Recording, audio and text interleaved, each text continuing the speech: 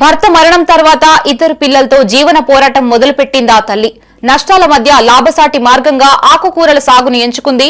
40 ఏండ్లుగా పాలకూర, కొత్తిమీర, గోంగూర, మెంతి తదితర ఆకుకూరలు పండిస్తూ మంచి ఆదాయం పొందుతుంది. ఉదయం 4 గంటలకే లేచి తోట పనులతో పాటు మార్కెట్లో కూరలు విక్రయిస్తూ రోజంతా బిజీగా గడుపుతుంటుంది. ఆకుకూరల అమృతవగా గుర్తింపు పొందిన ఆమెపై మైత్రి ప్రత్యేక కథనం.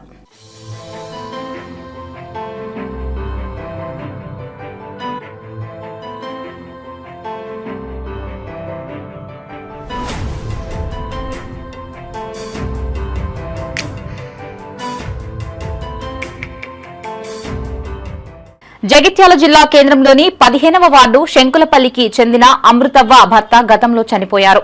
అప్పటికే ఆమెకు 2 పిల్లలుండగా ఏం చేయాలో దిక్కుతోచని పరిస్థితి. చివరికి ధైర్యం తెచ్చుకుని ఆ చిన్నారులతోనే జీవన పోరాటం మొదలుపెట్టింది. తనకు తెలిసిన వ్యవసాయాన్ని ఉపాధిగా ఎంచుకుంది. అందరి తరహాలోనే వరి, పత్తి వంటి పంటలకు ప్రత్యామ్నాయంగా ఆకుకూరలు, కూరగాయలు పండిస్తూ మెరుగైన లాభాలు ఆర్జిస్తోంది.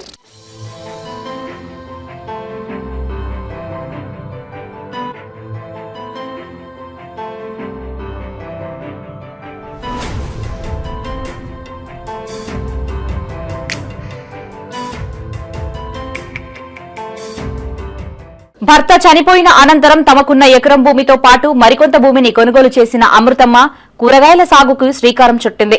శతాబ్దాల నుంచి ఆమెకు పంటల సాగుపై అవగాహన ఉండడంతో సులభంగా పండించే పాలకూర, చుక్కకూర, వంకాయ, బెండ వంటి కూరగాయలు పండించాలని నిర్ణయించుకుంది. అమృతమ్మ పిల్లలు కొంతవరకు చదువుకున్నప్పటికీ తర్వాతి కాలంలో వారిని కూడా వ్యవసాయ రంగంలోకి దించింది. పిల్లలతో పాటు వ్యవసాయ కూలీల సాయంతో విజయవంతంగా అమృతమ్మ కూరగాయలు సాగు చేస్తోంది. వ్యవసాయంలో లాభ నష్టాలు సామాన్యమేనని, ఓర్పుతో ముందుకు సాగితే ఖచ్చితంగా విజయం సాధించవచ్చని చెబుతారు ఈ మహిళా రైతు. మాకు భూమి బాగా ఏం లేదు గాని ఓ ఎకరం అంతా భూమి ఉంది. ఇక ఎకరం భూమిలో మేము మా పిల్లలు మేము కష్టపడి ఇంత భూమి కొనుక్కున్నాం. ఇంత పాలకూర అలకేటప్పుడు పాలకూర అలుకుతాం, ఇంత సుక్కకూర పెట్టాము, సుక్కకూర పెడతాం, నాకాయ చెట్లు పెట్టుకున్నాం, బెండ చెట్లు పెట్టుకున్నాం. ఏది ఎప్పుడు పెట్టాలా అన్నది కూడా నాకు ఎప్పటి సుందరలో ఏర్పాటు. 10వ తరగతి చదివించి బంద్ చేసిన నా పిల్లలు కూడా ఇదే పని చేస్తారు, ఇదే వ్యవసాయం చేస్తారు.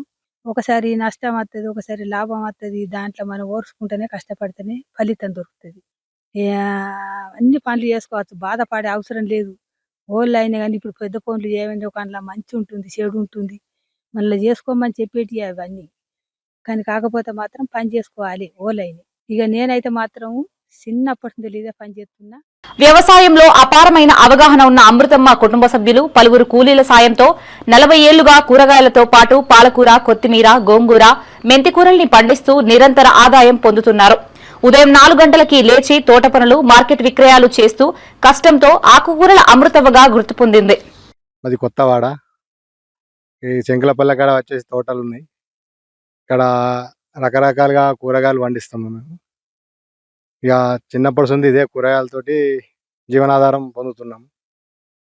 ఇక మాకు అంటూ ఏమీ లేదు, ప్రస్తుతానికి ఇక కూరగాయలతోటే జీవనాధారం చేస్తున్నాం.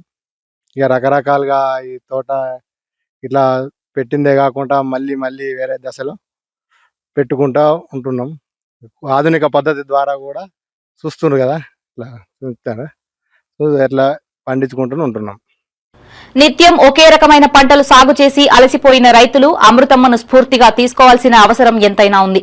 ఇప్పటికైనా మార్కెట్లో మంచి డిమాండ్తో పాటు నిత్యం ఆదాయాన్నిచ్చే పంటలు సాగు చేసే దిశగా రైతులు దృష్టి సారించాలని నిపుణులు చెబుతున్నారు.